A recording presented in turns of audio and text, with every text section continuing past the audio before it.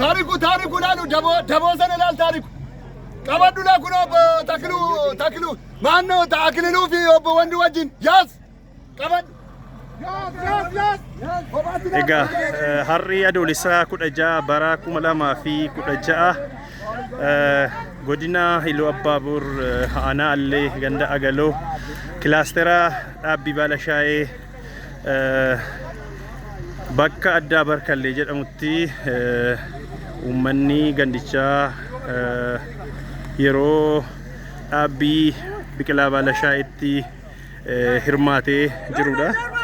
Egaa akkuma argitanuu lafichis danuudha. Hawaasni asitti argamee jirus danuudha. Egaa kun tola shaayeen bu'aa maalii akka qabu itti amanuudhaan fedha isaatiin uummanni akka kanatti yeroo hojii kanarratti hirmaatu viidiyoof suuraa agarsiisudha. Egaa shaayeen hundaa ol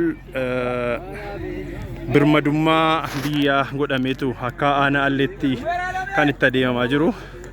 Kana jechuun shaayeen birmadummaa biyyaati gaafa jennu biyyi tokko birmadummaa ishee kan kabachiifattu yoo dinagdeedhaanis of dandeessedha. Birmadummaan biyya tokko daangaa mataa ishee kan qabdu, alaabaa mataa ishee kan qabdu kan jedhu akkuma jirutti ta'ee sana cinatti immoo biyyi kadhaarraa bilisa taate dinagdeedhaan hawaasni yoo of danda'edha. Kanaaf hawaasni kunis immoo kallattii mootummaan kenne galmaan ga'uudhaaf kilaasteraan lafa hektaara